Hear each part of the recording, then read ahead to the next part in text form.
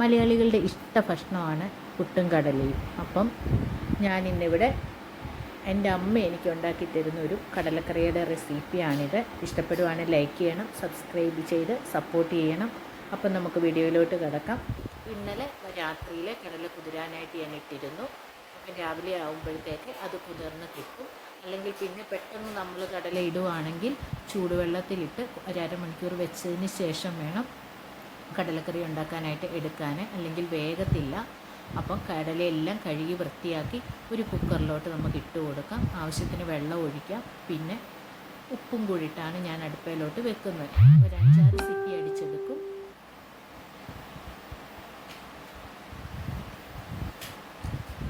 അപ്പോൾ കടലയൊക്കെ വെന്ത് വരുമ്പോഴത്തേക്ക് നമുക്കതിന് വേണ്ട മസാല തയ്യാറാക്കാം. അതിനായിട്ട് ഒരു പാൻ അടുപ്പത്ത് വെച്ചു. വെളിച്ചെണ്ണയാണ് ഒഴിച്ചു കൊടുക്കുന്നത്.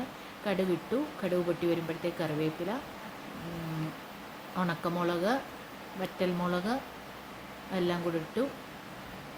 ഇനി അതിൻ്റെ അകത്തോട്ട് അരിഞ്ഞു വെച്ചിരിക്കുന്ന തേങ്ങാക്കൊത്താണ് ഇട്ട് കൊടുക്കുന്നത്. തേങ്ങാക്കൊത്താണ് ഇതിൻ്റെ ഒരു ടേസ്റ്റ്. അപ്പം നമുക്ക് തീ കുറച്ച് വെക്കണം, അല്ലെങ്കിൽ എല്ലാം കരിഞ്ഞു പോകും. അപ്പം നമുക്ക് നീളത്തിലോ ചെറുതായിട്ടോ എങ്ങനെ വേണമെങ്കിലും തേങ്ങാക്കൊത്തിടാം. അത് ഓരോരുത്തരുടെ ഇഷ്ടം പോലാണ്. അപ്പം തേങ്ങാക്കൊത്ത് ഇട്ടു. ഇതൊന്ന് മൂത്ത് വരണം. ഇത്തിരി കരിഞ്ഞു പോവല്, ഒരു ബ്രൗണിഷ് കളർ ആകുമ്പോഴത്തേക്ക് റെഡി ആയിട്ടുണ്ട്. ഇനി ഞാൻ കൊച്ചുള്ളിയാണ് എടുത്തിരിക്കുന്നത്. കൊച്ചുള്ളി ഇല്ലെങ്കിൽ മാത്രം സവോള എടുക്കുക. കൊച്ചുള്ളിയാണ് കുറച്ചുകൂടെ ടേസ്റ്റ്. അപ്പം ഉപ്പ് നേരത്തെ കടലയ്ക്കകത്ത് ഇട്ടുകൊണ്ടാണ് ഞാൻ ഉപ്പിട്ട് കൊടുക്കാത്തത്. അതിൻ്റെ കൂടെ ഇഞ്ചി, വെളുത്തുള്ളി ഇത്രയും കൂടി ഇട്ട് ഒന്ന് വഴലാനായിട്ട് ഇളക്കി നമുക്ക് വെക്കാം. ഒന്ന് വഴന്നു വരണം, കരിഞ്ഞൊന്നും പോവല്ല. തീ കുറച്ച് വെക്കുക. ഇപ്പോൾ എല്ലാം വഴന്നു വന്നിട്ടുണ്ട്. ഇനി അതിൻ്റെ അകത്തോട്ട് നമുക്ക് പൊടികൾ ചേർത്ത് കൊടുക്കാം. മഞ്ഞൾപ്പൊടി, മുളക് പൊടി, മല്ലിപ്പൊടി, പിന്നെ ഗരം മസാലപ്പൊടി, ഇത്രയാണ് ചേർത്ത് കൊടുക്കുന്നത്. മുളക് പൊടിയുടെയൊക്കെ അളവ് എരിവിനനുസരിച്ച് കൂട്ടുകയോ കുറയ്ക്കുകയോ ഒക്കെ ചെയ്യാം. ഇവിടെ കുട്ടികൾക്ക് കൊടുക്കുന്നതുകൊണ്ട് ഞാൻ കുറച്ച് മാത്രമേ മുളക് പൊടി ഉപയോഗിക്കത്തുള്ളൂ. അപ്പോൾ മുളക് പൊടി എത്രയാണോ എടുക്കുന്നത് അതിൻ്റെ നേരെ ഡബിളാണ് ഞാൻ മല്ലിപ്പൊടി എടുക്കുന്നത്. പിന്നെ ഒരു സ്പൂണ് പിന്നെ ഗരം മസാലപ്പൊടിയും ചേർക്കും. ഗരം മസാല വീട്ടിൽ പൊടിച്ച് വെച്ചേക്കുന്നതാണ്. അപ്പോൾ ഇനി അതെല്ലാം ഒന്ന് പച്ചമണം മാറുന്നിടം വരെ നമുക്കൊന്ന് ഇളക്കി യോജിപ്പിക്കണം. തീ എപ്പോഴും കുറച്ചേ വെക്കാവൂ, കൂട്ടി വെക്കല്ലേ, എല്ലാം കരിഞ്ഞു പോകും.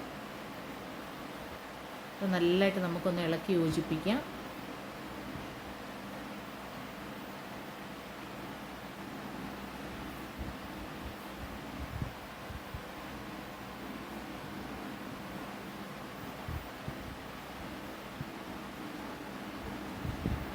പൊടിയെല്ലാം ഇളക്കി യോജിപ്പിച്ചിട്ട് നമുക്ക് അതിൽ നിന്ന് ഞാൻ കുറച്ച് വെന്ത കടല എടുത്തിട്ട് ഒന്ന് മിക്സിയുടെ ജാറിലിട്ട് ഒന്ന് അരച്ച് വെച്ചിട്ടുണ്ടായിരുന്നു. അപ്പം കറിക്ക് നല്ല കൊഴുപ്പ് കിട്ടും, വെള്ളം പോലെ കിടക്കത്തില്ല.